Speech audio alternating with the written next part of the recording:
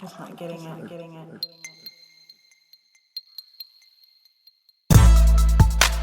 Welcome everybody out there in podcast land. The Good Times and Good People Company proudly presents the Loft Party Podcast, where it is always about good times, good people, and good talk. You can search for the Loft Party Podcast on iTunes, Google Play, SoundCloud, and YouTube. You can also like us on Facebook, follow us on Instagram, and tweet us on Twitter. Good. Now that you've received your invitation, join us. Grab a cocktail, light up a cigar, or whatever you like to smoke. And be sure to tell a friend, and welcome to the party. I'm your host and moderator, Rio, and let's introduce today's panel. So we have got our returning champions, Chris O'Connor. He's co-owner of Liquid 9 Broadcast Media Production. And Dave Elliott, we like to call him Big Dave. He's the owner of C&P Construction. And of course, the anonymous female, because she doesn't want you to know her name. And today we're going to be talking about I Can't Feel My Face, America's obsession with the depressed pop star. I got to thinking about this topic because of, recently anyway, Kanye West having to be hospitalized. And it got me to thinking about the line between kind of genius and insanity, and how fragile it is, and over the years, how many pop and rock stars that we've had that we've felt were genius and genre redefining, and and they wind up either having to be hospitalized or worse, they either killed themselves or drug overdoses, and so that's kind of where I started with this idea. But it also got me to thinking about other current pop stars that aren't necessarily, like we haven't seen them be like clinically depressed, but their music is so kind of emo that it makes me wonder what they're, dealing with, So I passed out a few things to everybody out there in podcast land. Of course, you can't see them, but one, and we'll kind of touch on all these things on some level. One is 58 songs about addiction, dependency, getting sober, and recovery. One is, of course, about Kanye finally back home after checking himself out of hospital. One is the top 80 songs about depression and what inspired them. And I thought that was interesting. A list of pop musicians that have died of drug overdose. And one thing is 15 best songs about drugs. And the last thing is, which of course is really the topic, how comfortable should we be listening to artists destroy themselves? So, who wants to jump in there first? Because I can definitely, like I say, I think Kanye right up front is probably the artist that I've been worried about the most, because his behavior over the past few years, even when I could understand it or defend it, I still felt it was erratic. But maybe the points he was making in his erratic behavior, or his rants, a lot of people just like to call them, I can understand the points, and he's making a good point. But the way he's doing it, or has been doing it for the past couple of years, it's kind of giving me pause that I wonder is something actually kind of wrong with that guy. In his new album, Life of Pablo, there's one song where he actually mentions that he mentions something about him taking Lexapro. And I know Lexapro is a drug for bipolar disorder, and is its common use. So it's also just an antidepressant. I know a lot of people take it as just a common antidepressant. Yeah, but which kind of leads back to the topic. It's just these artists that they're brilliant in so many ways, but like, are we as the consuming public kind of buying into, and to some degrees kind of helping them propagate that depression because they give us brilliance back, I think a lot of the problem with the people like Kanye is that they don't live in the real world. Their world is totally this unreal universe of music and the Kardashians and shows and everything coming at them, that they start to lose some touch with what reality is. I think more than anything, that's what gets a lot of these people. And they are gifted. They have been given a talent. And I'm sure we all know people with artistic minds that they think much differently than we do. They see things much differently than we do. Oh, absolutely. They're a little bit skewed a different way.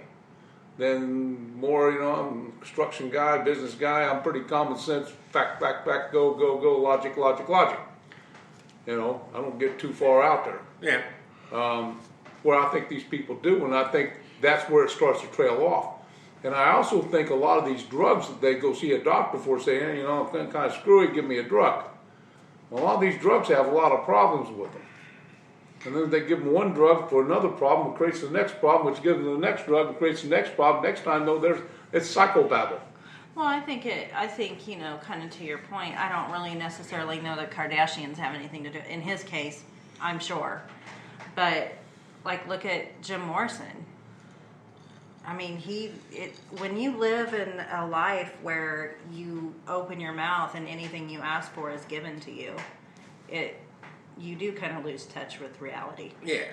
I mean, whether you wind up on drugs or not, I remember a few years ago when everybody was talking about, Justin Bieber, and he was off the rails, and and I just posed to a friend of mine. I said, he's 20 years old and he has $100 million. He is responsible for dozens of adults' lives, and the money that they make to feed them. Right. But he was 20 years old. Well, which is, I guess what I'm saying is, if you were 20 with $100 million, you're off the track. Yeah, you're going to go off the rails. Your brain has not got it all going on yet. It doesn't. Yeah. You haven't had your ass kicked enough times. Then he got his ass kicked, didn't he? Yeah, it was a spanking. Go ahead. I see your brain turning, Chris. Yeah, I would buy into this argument a lot more if I didn't know 100 people who are not famous at all, who have the same drug problems and everything else. Yeah, well, so I wonder if buy into the premise that it's money or fame or these things that make people turn to drugs. I think it's drug users who happen to stumble upon fame, which is great. But I'm fairly certain that when Jim Morrison was a poor guy, bumming around LA, that he was still doing his fair share of drugs. I think I would agree with you on that one. I don't think it was the fame and then the drugs. I think it was the drugs and then just happened to look being famous. Yes, and when you're famous, you have media. When you're not, you can quietly do just stupid imagine shit. giving your stupid uncle, who's always drunk at Thanksgiving, a microphone and a national platform, and then all of a sudden you got the same deal. I think it's fair to say that Jim Morrison was definitely enlightened. Yeah, no, and that's why I say I really do believe I've been enlightened before and didn't know where the hell I was either. So sure.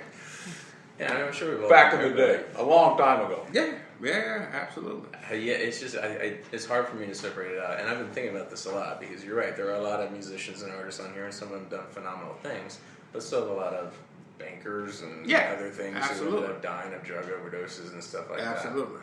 So I also would tell you.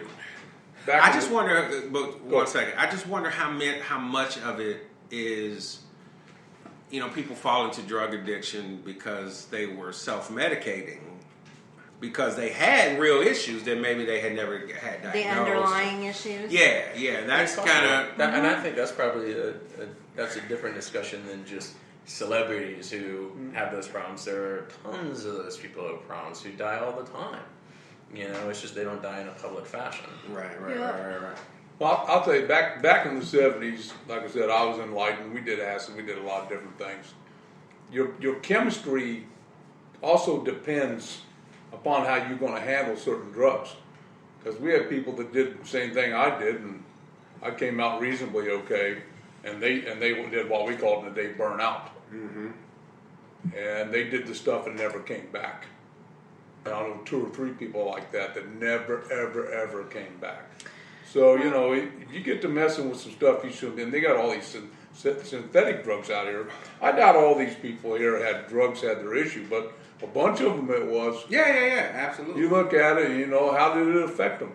You know, I had a cousin that ended up going out to California and did a bunch of drugs out there, came back, and quite frankly, lost it.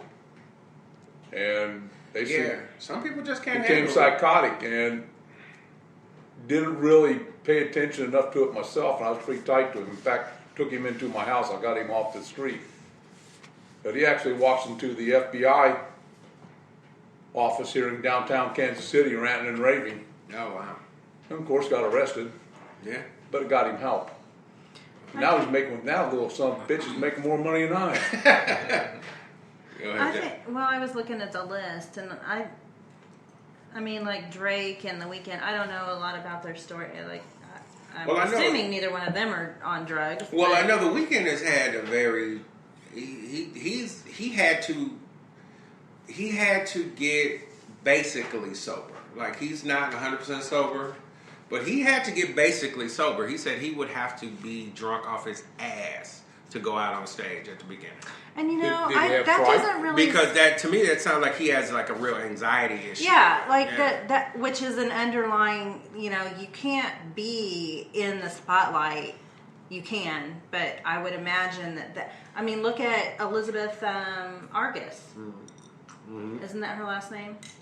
I think out of all these I looked at, ABC. Oh yeah, Elizabeth Vargas. Yeah. Vargas. She was drunk every night doing the news. Who's that?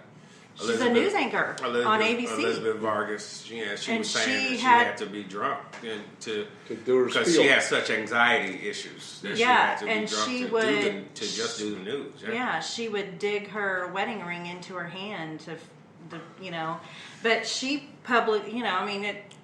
Yeah, she just did. She obviously pulled it off, right? And she went into rehab because she put her children in danger. And she they were on knew, vacation, and she said she woke up like a day later with one of her children. Like, are you ever going to get out of bed? And freaked her out. Well, it wasn't just that, but yeah, I mean, it just you hear about it from these people because they are celebrities. But I look to Chris's point, there are a lot of people that this happens to every day. That aren't famous at all. Yeah. But I guess the reason to focus on why are we obsessed with stars is because of all the reasons we don't focus on the regular people. It's like, what are we getting from them when they're in such a state that we kind of just let it ride? It's the train wreck. I look at this list here and I see Amy Winehouse. Oh yeah, absolutely. The classic train wreck. Yeah, I mean, this chick could sing like no tomorrow. Super and brilliant. She writes a song. They're going to send me to rehab, and I go, no. I mean, she was straight up forward where it was, and it was almost in a way hilarious. Yeah. I mean, she sang with Tony Bennett. She sang with all these people. She was just this crazy talent. Yeah, just an amazing talent. But she could not get herself. But that was a modern day train wreck. We were watching the train wreck happen. We all knew it was going to happen. Yeah. But we're still going to buy her music. We're still going to listen to her music until the train wreck happens. And then we're all going to feel bad. And I guess that's what I got to thinking about. Like the first 2 names on the list definitely aren't drug issues. But I thought about Drake because he's so emo in his approach to making music, and so much of his earlier work especially was kind of lamenting on broken relationships and family and romantic, but and it was kind of like a heavily emotional thing. And I don't think he was really on drugs like that, but it got me to thinking, like, what is it about listening to people sing about their pain that is fascinating to all of us? Kendrick Lamar, the second for person. good lyrics. Well, I also think it's pretty relatable, and it doesn't necessarily always matter the type of pain that it is. It's just relatable. It's just pain. Hurt is relatable just in general. Yeah, I know Kendrick Lamar on his last album, he actually kind of openly talked about, he's from Compton, California, and he wasn't a gangbanger kid, but he's what I would call gang affiliated. So he knows a ton of gangbangers, and he knows a ton of kids his own age that aren't alive today, and so he talked a lot about kind of survivor's guilt and wanting to kill himself because he wasn't able to help friends or like even his baby sister who wound up a teenage mom, even though he had blown up and made so much money, and which then brought me to Kanye, which, like I say, I have always thought Kanye was he was flirting with genius, but I always felt there was something maybe not right, and especially after his mother passed away, he's never seemed right after that, and because that's like right not very long after his mother passed away was when the whole Taylor Swift thing happened, and Well, it's also at the Grammys where I watched it much. I'd never checked him out before. Mm-hmm. And he stood there in a circle in a hoodie, bent over, singing a song. And I just thought, this is bizarre. This guy's not performing. He's trying to be a performance artist. It's almost like going down to the Kansas City Art Institute and watching some performers do something. But it's not a...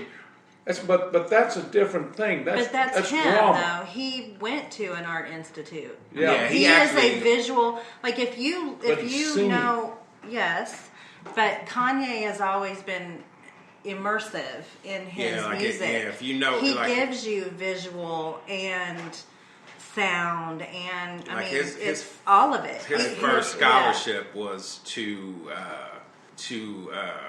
an arts college for visual arts, because he really is I think he's one of those people that his brain really does work never shuts off like an artist. Yeah, but an artist on a different level.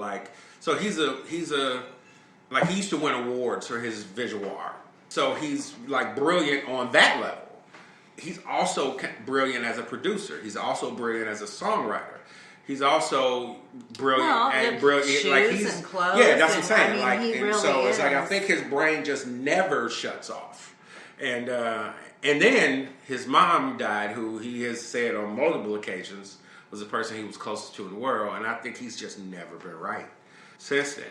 Yeah, and he, what is that saying? There's a fine line between genius and insanity. Yeah. And I think he often tips the scale towards insane.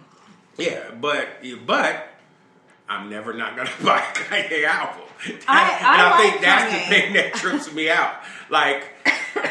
I like Kanye as an artist. I hear your pain, and it's so captivating that I want to spend my $9.99 on that or on it, and I don't know how I'm supposed to feel about that if I really analyze it.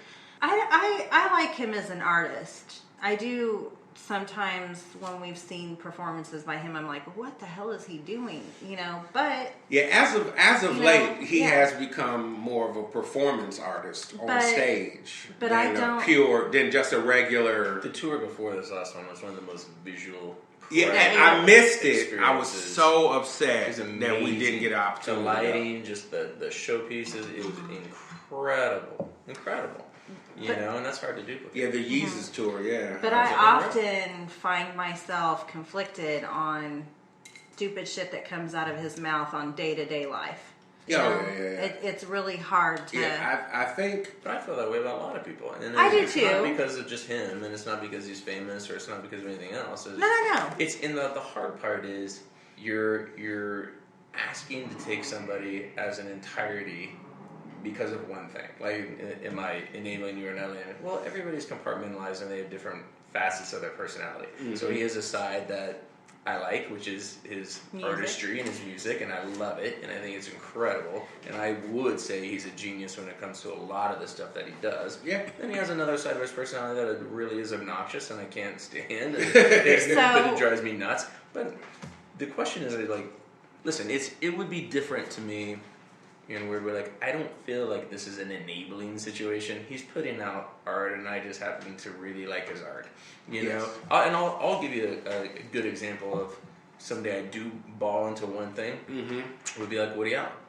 Ever since, and I truly believe the dude's a pedophile. That's disgusting what he did, and I will not support him in any way, shape, or form. Won't see any movies. You know what? I actually do the same thing. That's repulsive to me. But the fact that Kanye has a mental disorder, potentially, well, okay. But he's not. Yeah, his problem is he opens his mouth and talks. He's not violent towards people. He's not, he truly, I don't think he's not doing it from malice. I think I just hit the thing that is a key for me. And maybe this is where we're both going to the same degree. Yeah.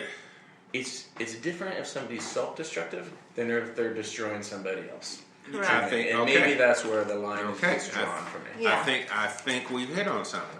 So let's take a step.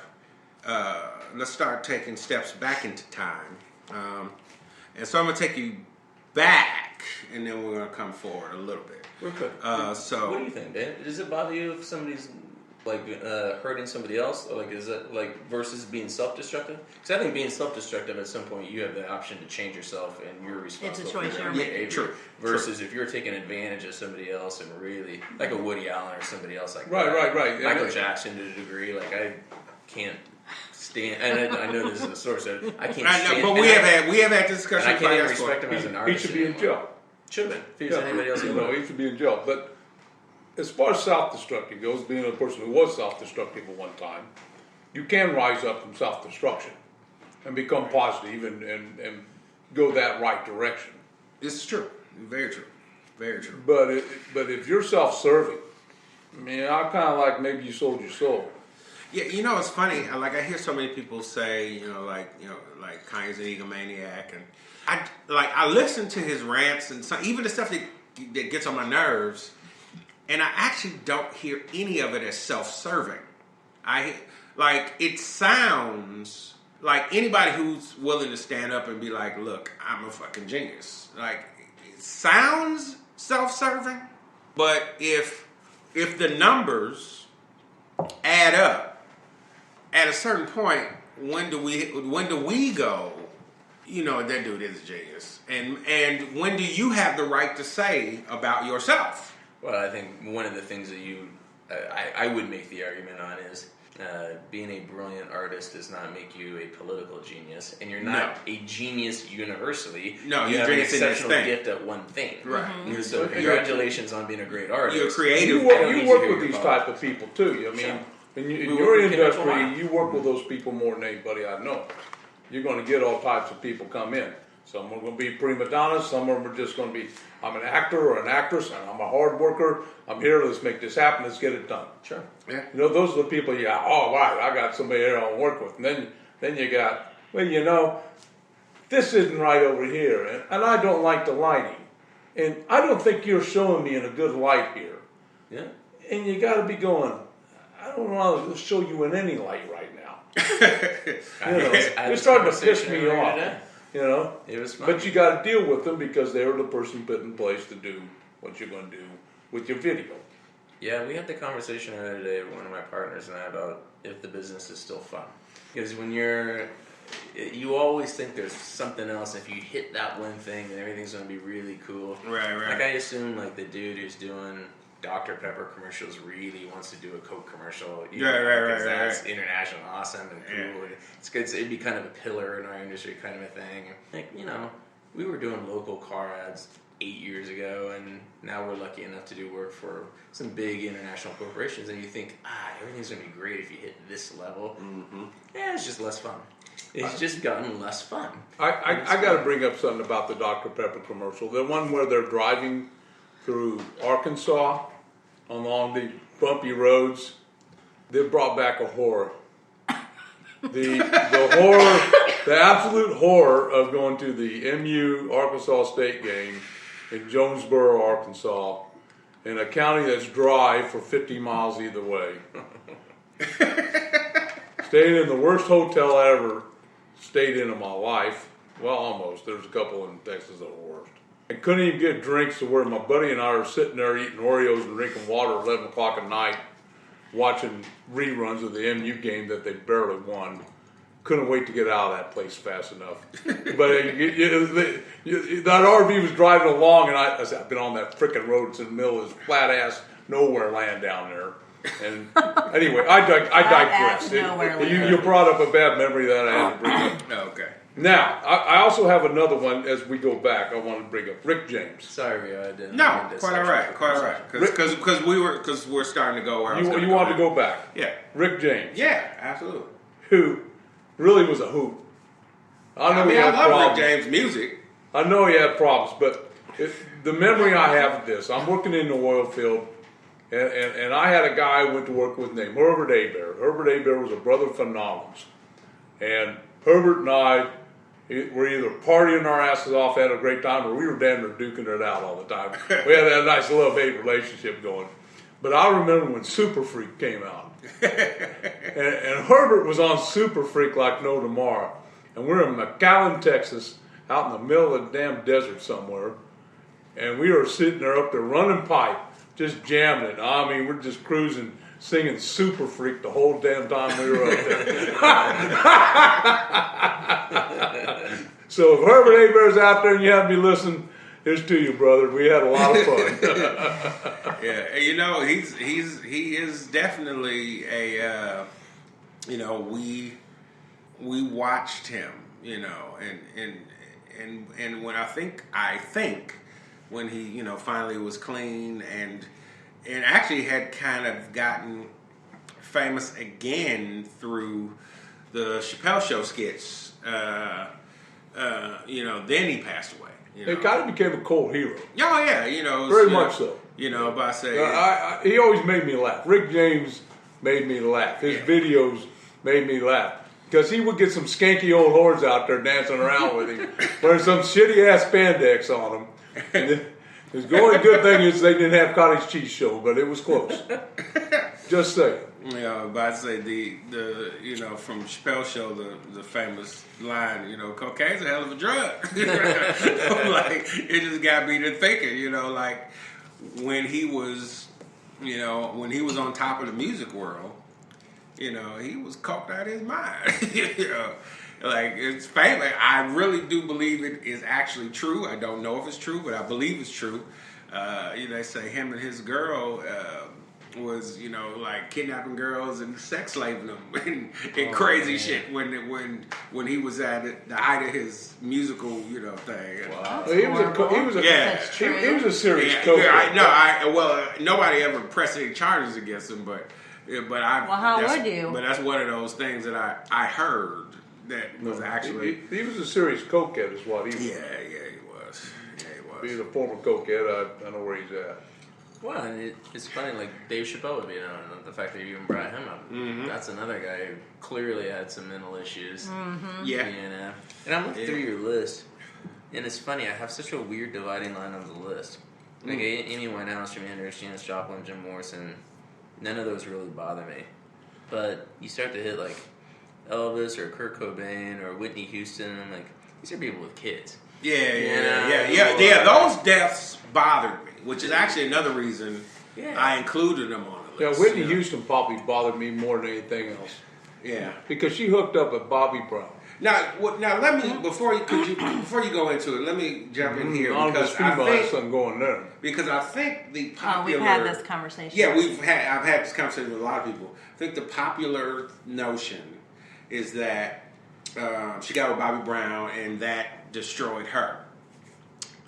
So what we've learned over the years is they really kind of destroyed each other because I agree with that. because That's you not know, where I was headed. like he was a weed head, and actually we didn't know it because she was America's sweetheart at the time, but she was actually already a cokehead. Oh, she had such a great media. Oh yeah, like she was media trained like nobody's incredible. business. But she was seriously a cokehead, and so you put the weed head together with the cokehead, and they went off the rails hard. and I don't know what kind of drugs they was using. But by the time they did the reality show, to watch her God. with Bobby Brown was always kind of a bad boy anyway. You had that bad boy image, and so you kind of expected Bobby Brown to be what Bobby Brown was, and I never saw, for me, I'm Bobby Brown and I got Whitney as my girl. Oh my God, there ain't no way I'm cheating on nothing with that. No. Oh, you hit the jackpot. I'm like, there ain't no way. We had this 'Cause conversation. that it don't get no sweeter than that. Well, I mean, if you're Bobby maybe. Brown, Yeah, you don't know. You don't know. Well, once listen, again, listen. Let me tell you, I got one eye that looks real good. It don't get no sweeter than that. It's never the matter of if they're. Now I'm no married man that ain't cheated on my wife, so What? say what it is. They're not But good looking. I've heard a million people be described as that girl's so good looking I would never cheat on her. That's not why people cheat generally. No. No. Look at Halle Berry. Yeah. she can't keep her. Well, But she's got got don't get no and- sweeter and- than that She's got either. her own issues. and she's been flirted with this marriage ending, and this has probably been the longest one. There's a fine line in time where really good looking meets up with really crazy, and you just got to pick your battle. Well, now they go crazy on you. That's a different situation. You gotta that's what I get say. that. So what is the hot to crazy spectrum? Of like, so if you're 9 hot and a 9 crazy, Okay. like Right. we can't stay with you. I don't see that left eye Lopez burning down my house anytime soon. I don't care how much the sweetness is. Sweetness ain't no good when it goes crazy. Yeah, buddy. No, that ain't no good. No. But that was a little bit how Whitney was, though. When you hear, Yeah, like once you saw her talking after the drugs had really got her, She was crazy. You could tell like Whitney was crazy. So like, I how was like, young was wow. she? How young was she when she first really was coming up through the ranks and started hitting it big? Well, she started modeling as a teenager. So, yeah, that was by my- the time that's my she actually child thing. she was mid-20s going toward Well, she made it upper really 20s. famous. But before that, she had been one trying to get through the ranks. Yeah, I mean, yeah, you- she was- at some point, you have parents involved. I mean, think of how many kids are Well, out Dionne there with Warwick these shitty parents. I mean, Was an aunt or a Yeah, godmother? that's her Yeah. aunt, yeah. Then you got or Drew Barrymore, who was on. Not only was she on drugs at 12 and 13, Yeah. her parents were giving her drugs. Giving her drugs. at 12 and Yeah, 13. yeah. which is why she What do they call that? divorced her. She became emancipated. Emancipated, yeah. It's still an American tragedy. It is. To me, that's an American tragedy because this woman had it all. She was beautiful. She Whitney could Houston? sing. It was tragic to me up until she had kids and all that kind of stuff. And then I'm like, listen, at some point you got to get your shit together, and that's why I don't feel. I agree with that. I was kind of like that too. I got so sad for disappointed in her. kids. Yeah, I got disappointed in her. That's kind of what you're saying, right? Yeah, and the Kurt Cobain. It's kind of like you're pissing it away. Same thing with Kurt Cobain. You pissed it away. Well, It's tragic. yes, and he was That's married sad. to a crazy woman too. So Yeah, I'd like to Who- party. who- I'd like to party one time with Courtney Love though. I think crazy attracts crazy sometimes. And, Oh yeah. I think That'd be a everyone wild night. has a little bit of crazy in them, and some people's crazy Amplifies. is a combustible combination when you get them it together. amplifies and combusts your crazy. Yeah, I lived with a Cajun Queenie down in New Orleans. I understand that very well. Her crazy and my crazy was kind of fun at first, and then it got bad. yeah. I think it's always fun at first, and then it goes. Then it Well, goes I think south. at first you're Too like, much crazy. and then you're like, oh shit. Yeah. Kurt, I remember I lived in Seattle like right after. You lived in Seattle? Yeah, 3 years. Mm-hmm. Wow. Yeah, 3 years. Yeah, I lived in Seattle right after everything happened with Kurt. And no, I take that back. Right after Nirvana blew up, and I left right before he killed himself. So, And that was a very trippy time because so many people in Seattle remembered Nirvana as A local band. as a local band on a local label and sleeping in their cars and famously the Seattle, day Nevermind came out. Nirvana's first big commercial success. Well, what was the he was atmosphere? sleeping in the car. What was the atmosphere in Seattle? Because that was a fashion trend, number one. Oh yeah. Well, that's when grunge come on. Well, Pearl Jam is the then one it was that- also a cultural thing, lifestyle. Yeah, what Seattle did you is observe in those Seattle's things? an interesting town, and anybody out there in podcast land from Seattle, what up? Seattle's so interesting because it rains 80% of the year, and its suicide rate is off the charts because it rains 80% of the year. But it also birthed, Seattle's best coffee, Starbucks. I want to say I think Caribou. I think it's from Seattle Caribou too. coffee because they needed them caffeine boosts. I God rest her soul. I dated a girl that lived out there that I swear to God, she could wake up in the morning, drink some coffee, get to school, have a quad shot mocha or latte. 4 hours later, after that kind of bank of classes was over, she'd have another quad shot mocha or latte or whatever. And then she could actually drink coffee before she went to bed because it was Well, I just don't think most that kind of people- dreary, just the atmosphere. Yeah, but dreary leads to sex. Well, it led to coffee. If you can't get outside, it's going to lead to Yeah. But see, I think the thing is, I think most cities dreary leads to sex because dreary will end in a month or two. It doesn't end in a month or two. It's 8 months a year. So you have a lot of sex. Yeah, but I think a lot of people just they either drink a massive amount of coffee or they start taking drugs or something because it can be depressing. I had a friend of mine in Maine that was a lobster fisherman and a scallop and all those things, drugged for clams, didn't make no money. And they always had a wonderful saying.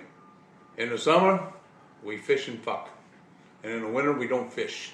A little crude, but you get the point. Mm-hmm. I would be very interested because I think there's probably a severe lack of vitamin D in a lot of people up there. Oh, just absolutely. Because of that. Absolutely. I would be very interested in a scientific study of what the effect of that would be up there. Yeah, I mean, I remember They they always.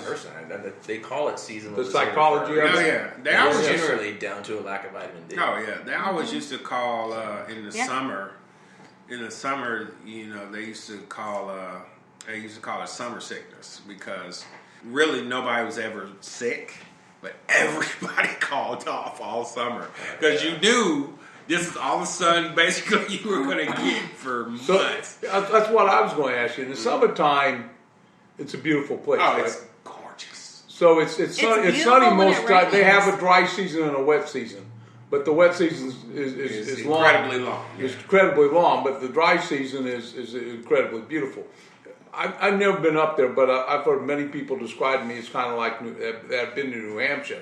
Yeah. That it's kind of like New Hampshire because you got the mountains and the conifers, Oh yeah. and you got the ocean, you got the water and the lakes and everything there. So it's very similar in territory and latitude even to. Yeah. Well, I always say, in terms of Seattle anyway, have you ever met anybody from Seattle? Generally, you don't. I have a cousin living out there now that married a girl from Seattle. Yeah, but generally, he's people like- from Seattle generally never leave. Like, it's like the Well, that's- Pacific Northwest, they love that place, and they almost never leave. The New Hampshire and New England's very much Yeah, the same. yeah, very I similar. can't. It's very difficult to get my friends from New England to come out here and visit us. Mm-hmm. Just come back here and visit us. Yeah, no, I mean- my brother-in-law's been out here one time. My sister-in-law's been out here one freaking time. Mm-hmm. 25 years. They don't come. No. I know it's because I piss them off all the time, but I No, mean, I love them. Don't get me wrong. It could be because they don't like the snow. It could be. Well, I'm sure they don't come in the winter, but the problem is you're not used to. Well, I don't know how humid it gets in New Hampshire, but And they don't like. And it doesn't get really humid in. Well, we in never Central had air West. conditioners in our houses. Yeah. well, they don't have any humidity on the You west put a side. window unit in your master bedroom for maybe 9-10 times a year you would use it. Our cars didn't have air conditioning. They probably do now, but back in the day they didn't have air conditioning. Yeah. You didn't freaking need it. If you didn't need it, you didn't need it. And the interesting thing was, one of the real true interesting things was, especially in New Hampshire, is that when you get that 90, 95 degree day, you go to the beach. And as you get to the beach, you hit Route 1, and there's a salt marsh between the beach and Route 1A that is about a mile long. Mm-hmm. And you can be 95 on 1A, you get to the beach and it's 75. Because the water's so cold. Oh, okay. And you can't move on that. You can't move on those days because everybody goes to the beach. It's a very strange phenomenon. Mm-hmm. It is interesting though that, let's say the two areas are fairly similar, like you're saying. That Seattle was able to have this culture develop within there that really fostered. An fostered artistic creativity, community, became known as the Seattle scene and did all these kinds of things. Yeah. Grunge. Whereas there's not really a New Hampshire scene or anyways. Boston maybe lays claim, but that's No, just not because even it's Boston, enormous. because we get out in the winter. We go skiing, we go snowmobiling, Sure. we go snowshoeing and cross-country skiing. In the winter in New England, you're out. Yeah, well, and the You don't thing not was, sit in and your the house thing and with you go Pacific crazy. Northwest I is guess that was it's nice. never that cold. Yeah. You have So to go to the mountains to get snow. To actually, generally. it might snow 3 times, So, and it's gonna melt. We're like Minnesota that way because the Minnesotans, they don't stay inside either. They're out there. Come wintertime, and we ice fish just like they did. Sure. You get out of your damn house because if you don't, you're gonna go stupid. But it is weird how certain communities are able to foster getting back to some of this. An artistic kind of community, like even Minneapolis has been very successful with that. They had a lot of artists and a lot of famous bands and performers come out of Minneapolis. Yep. And Boston certainly has too. And they party during the winter. Well, I'm sure they Yeah, did. you go to the but- bar, you listen to your bands too. We used to do that. Yeah, but it's just interesting that in Seattle, that was another place where it just kind of latched on. Yeah. You wonder how much of it is. Yeah, thinking about thinking about We had like Jay Giles band. yeah, They had Nirvana. There's a total difference there because this is similar earlier time period. But Jay Giles was a party band. I mean, you go listen to Jay Giles at a bar, you're going to party. I mean, that's hardcore get after a party. yeah, Where Nirvana probably brought out the same thing, but it was still this grunge movement that led into Pearl Jam and I mean Soundgarden, Black Hole Sun, who's the Soundgarden, and all these were. I mean, it was awesome music. You can't deny it wasn't awesome music, but it was just this. I just remember thinking. First of all, I was a huge Nirvana fan, but I just remember thinking that the Seattle sound actually was depressing. Like, Sure. and I was and which once again brings me back to the topic is just like, why are we drawn to depressed acts? Hey, what's going on, podcasters? Let's acknowledge the good friends of the Loft Party Podcast. The Majestic Restaurant and Pendergast Club, carrying on Kansas City's tradition of great food and great jazz, 931 Broadway in Kansas City, Missouri. The J. Rieger Kansas City Distillery, whiskey, gin, vodka. That is, oh so good. And friend of the podcast and panelist, Lane Boland, managing to keep the podcast going. Apparently wealthy or not. Now onto our regularly scheduled program. It's just like going back in time, makes me think about the acts that they really couldn't do depressing music at the time, but they were depressed, which is why I added Frankie Lymon to the list. When he got on stage, he was a dynamo. He just, sing, dance, just everything. But Unfortunately, I don't remember him very well. Yeah. I know he's a group called the Teenagers. Why Do Fools Fall in Love?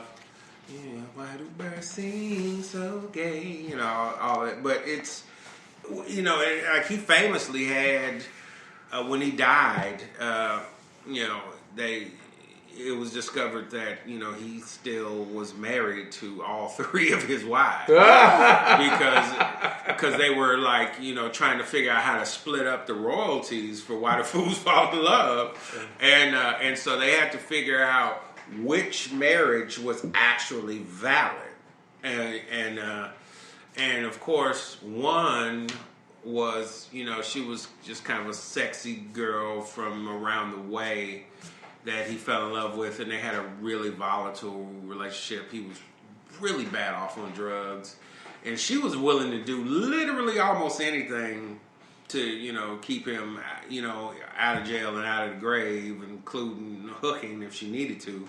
And then you had, I forget what group she was in, but she was in another famous group at the time.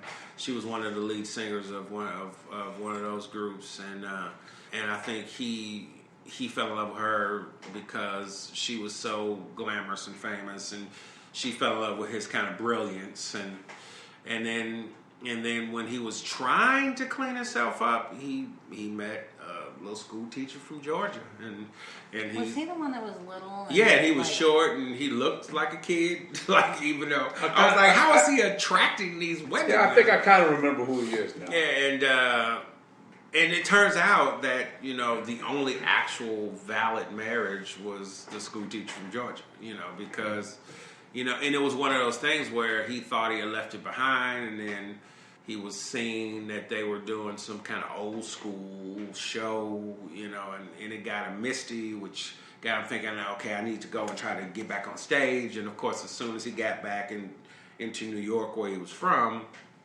got right back on drugs and never wound up coming back home.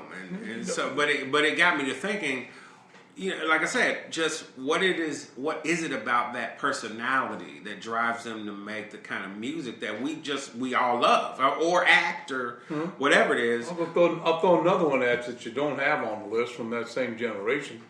Mama Cass, Mama and Papa's. Sure. Oh yeah. She definitely would qualify in that arena, you know.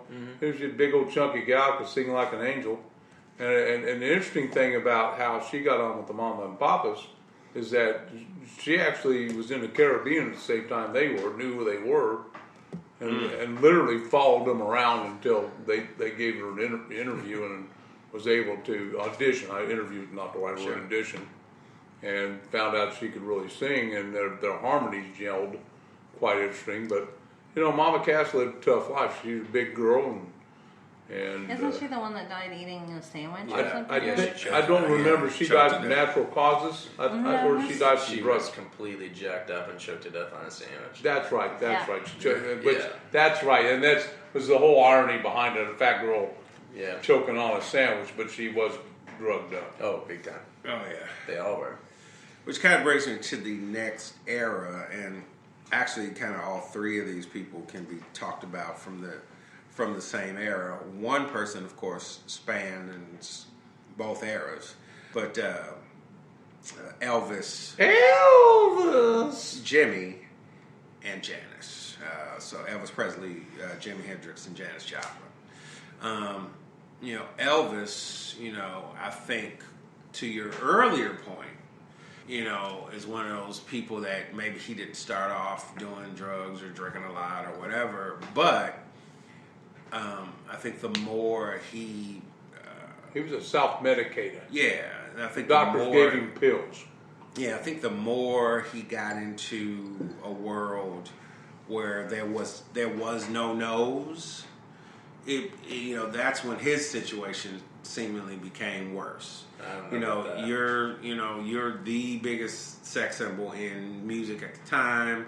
You got more money than you can shake a stick at, and he was also he was from doing drugs from the start. Sorry, go ahead. Yeah, well, and he was also from a time where it was just okay for men to be that way. Well, yeah, I mean, let's not forget where he came from too. He came from some very, very, very poor beginnings in Mississippi. Yeah. You know, and so he was not an educated man. his roots are what their roots was, and when you're raised like that, your roots stick with you, which made him what he was in a lot of ways. That gave him some of his soul that he had. That gave him some of that rock and roll. That gave him some of that stuff.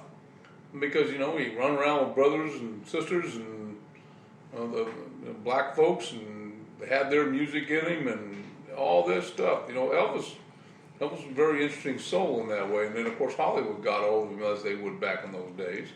And that, I can remember, I think it was 1969, he had this comeback concert. Yeah, the 71. And he wore black leather. Yeah, that was. And I can remember as a kid sitting there watching this. I watched this show on TV. Mm-hmm. I'm old enough that I would have caught that, and that was like a big deal. The whole family sat down to watch Elvis, and he put on a hell of a show that night. It was really, really good. If you ever Google that up and watch that show, the man is on. Well, yeah, it's an album now and everything else. So again, Aloha from Hawaii, it's a great album and a great show. Mm-hmm. But he was doing drugs back in the 50s. And again, you got to remember the kind of life that they had when they were up and coming. These record labels would put them all together. Mm-hmm. These artists would go on tour as a record label going around. In fact, you can just watch Walk the Line.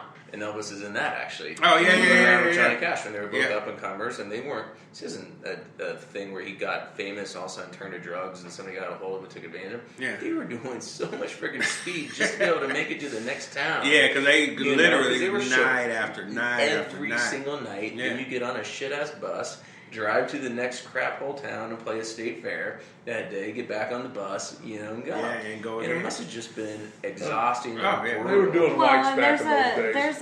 They were doing whites because we did whites back then too. There's a gateway into every person's drug addiction, or alcohol for that matter. But there's something that you start with, and then it just doesn't. It's not enough anymore. Yeah, you're not. And you move to the next thing, and then right. I relate not to that. Not normally, no. I relate to that because that was me. Yeah. That was 100% me, because I had no fear. Yeah, I think it might. The next thing goes on to the next thing goes on to the next thing. And it's like you might start off with somebody just handing you, Ray Charles. You might start off with somebody, saying, "Oh, smoke this. It'll settle your nerves." And years later, you're shooting up to settle your nerves. Ray Charles would go on that list too in a lot of ways too. Yeah, absolutely. I mean, he's one of the rare exceptions that got himself clean and all of that. He was able to sing and make a lot of songs and some of the stuff that haunted him. Oh, exactly. Which really ties right back in. Being able to sing away the pain. It's it's kind of it's kind of amazing to me that capacity, to... One of my favorite artists, man. You hear the man sing and you can almost bring a tear to your eyes at the time. Mm-hmm. You really can. That guy he sings America. Oh, yeah. Oh, my God. Yeah, just thinking about it almost wow. It's actually funny because just about everybody we've talked about, good or bad, were genre defining or genre redefining artists. I mean, they really, when I think about, just going down the list, you've got, Drake, who has been Drake and Kendrick, who have been genre redefining for hip hop, and Kanye, who was probably the genre redefining artist before them, and the Weeknd, who is really kind of genre redefining for R&B currently, and Amy Winehouse, who was genre redefining for kind of soul music, and at the time Frankie Lymon for soul music, and Jim Morrison for rock and roll, and Elvis Presley, when rock was kind of really solidifying itself from blues, and Kurt Cobain for rock and that grunge movement. It's kind of interesting, not just the fact that they were good singers or good but like really what they did for their genres helped to define the genres for a decade or two to come. And but it makes me wonder, and Ray Charles, and like really, before Ray Charles, nobody had done in the business of music what Ray Charles was able to accomplish, owning his own masters and really defining, most artists before Ray Charles sang the standards of the day. Most of them. I have an interesting Janis story. Yeah, give me 1 second. I think most artists sang the standards of the day. There were definitely exceptions, but especially in R&B and in a certain type of pop, it was really just whatever the standards were for the day, and everybody kind of sang those in their way.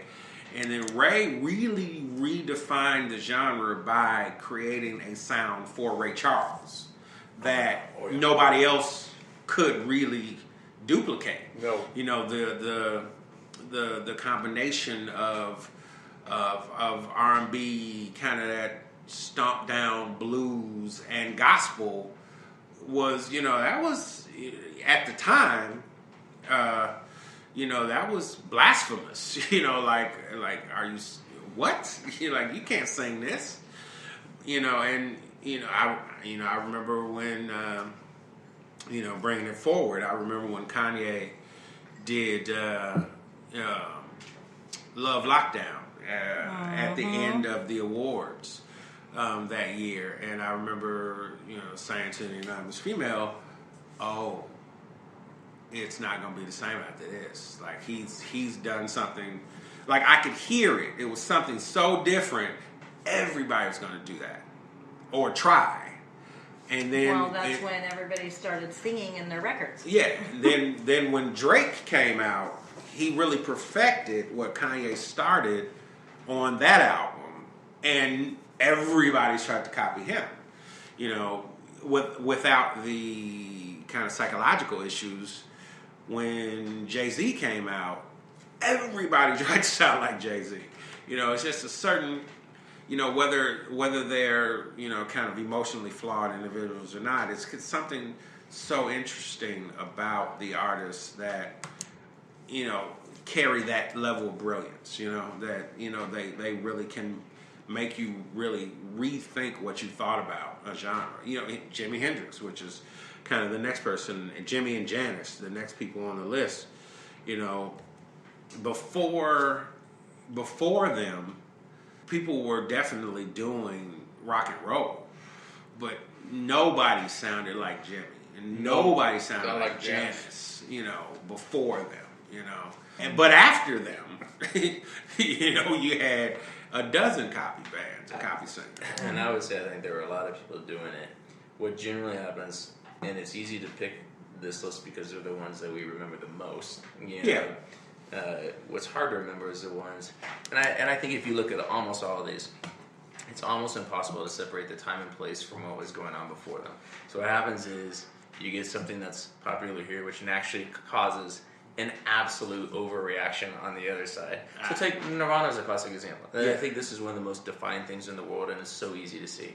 Up until Nirvana came out, it was hair bands that were doing metal, just kind of garbage pop stuff. Yeah, absolutely. And it started this massive overreaction on another side. Ultra grungy, super heavy, kind of stuff that was going on in Seattle. Super simplified chords. They were the one who were able to bridge the gap between the two. Mm-hmm. So you could have been a Poison fan, and all of a sudden you appreciate the melody of Nirvana songs, but the grunge is still there too. It just bridged the gap, and almost all of these. And I think you're right. They were able to find. But what about that a lot of groups couldn't find? What about Mudhoney, or what about any of the other bands? You're absolutely right. None of them made it that big because they were the overreaction. Mm-hmm. And then you had Nirvana come in and split the difference, all of a sudden they're the ones who we remember. One of the interesting things about Jimi Hendrix, he came up under the Isley Brothers. Absolutely. That's where he learned how to play that guitar a little bit from the Isley Brothers. Absolutely. My Janis story is this. Mm-hmm. When I got run out of my hometown, I ended up in southeast Texas. And I went to work at a steel fabrication plant, and there's a couple of guys that worked there, a lot were bikers. And we all lived in trailers down this little redneck town called Lumberton, Texas. And we got talking. I was over at his house one day, and of course we were smoking dope. And he says, I took Janis Joplin to the junior prom. And I can't remember his name for some reason, but he was not a handsome man at all. Of course, Janis wasn't a good-looking woman in a lot of cases. And I said, yeah, right. And I'll be damned if this guy didn't pull out a picture of him in some blue tux and Janis in a pink long dress, standing together at a prom. He had taken Janis Joplin to prom in his junior year in high school. That's awesome. In Port Arthur, Texas. That's not a bad deal. And I'm sitting there going, and you know, these guys had Easy Rider group, the posters that Man used to do all the time. And they had these posters posted all over their trailer. I mean, they were into Easy Rider, they were into pot, they were into all kinds of drugs, stuff we used to do. And for me to look at this guy, and he just hooted and hollered and thought it was the best thing that ever happened in his life, and it probably was. I'll never forget that as long as I live. Yeah. So I think the last person, at least on this list, that we haven't talked about with any length is probably Jimmy. And you know, I think Jimmy is probably most classically what you were saying, Chris. Just think he was on drugs. Like he was on them. Sure. And he was on a planet of his own. Oh yeah, and, very much so. And you know what he was able to create from Planet Jimmy was some other shit altogether. And but I still remember my personal favorite thing I've ever heard from Jimmy was and, you know, it must have been either before or after a session. And somebody caught him. He was still sitting in a booth, and he picked up an acoustic guitar, and he just sang straight a blues record, and murdered it. And like I just was like, wow, like just flat killed it. I was just like, oh my god, like his voice. And then at the end when he finished, you know, it's like, you didn't think you can do that, huh? You didn't think I could do that. And I was just, and I just remember thinking, for all the brilliance, for all, you know, and all the innovation, and for all the drugs, and in some of these people's cases, all of the crazy, at core, you know, they were brilliant musicians. Do you think they would have been as brilliant without the drugs? Absolutely, they'd be brilliant without the drugs. I don't know. That makes me in some cases, not every case, but in some cases, it does make me wonder. Like, would they have been just a really good musician, or would they have been this kind of brilliant without the drugs? I don't know. Could they have left the legacy without the drugs? Yeah. Yes. Exactly. Could they have left the legacy without the drugs? And that's. I think they got it in them, regardless. I think that the drugs certainly brought out some angst in them, or some blues in them. I think it tamped it down, which so allowed them to be more uninhibited. That's kind of how I feel too. Yeah, is that a lot of people are inhibited and don't know how to tap into it, and then all of a sudden you start getting into whatever it's the same with drug people that go to relax parties and they're out. Uncomfortable and they have a drink or two, and then all of a sudden they can talk to people. That would be me. Well, when I was on drugs, I used to try That would be me. I used to try to sing too, and they didn't like my innovation, so I figured that wasn't my gig. Yeah. So originally, out there in podcast land, like I say, I have provided all of this kind of material that I'm actually probably not going to go through, because we've actually had a pretty lively conversation about all of this. But so I'm just going to give you some titles. I want you to Google it when you get an opportunity. One is 58 Songs About Addiction, Dependency, Getting Sober, and Recovery. The others are Kanye is reportedly back home after checking out of the hospital. Top 80 Songs About Depression and What Inspired Them. A list of pop musicians who died of drug overdose. 15 best songs about drugs. And with that, I think we could keep talking, but I think we're going to wrap up today's show. And of course, I'm going to wrap it up with the toast that started all of this for me. And I want to thank everybody, of course, for tuning in to the Loft Party Podcast. And with that, to good times with good people.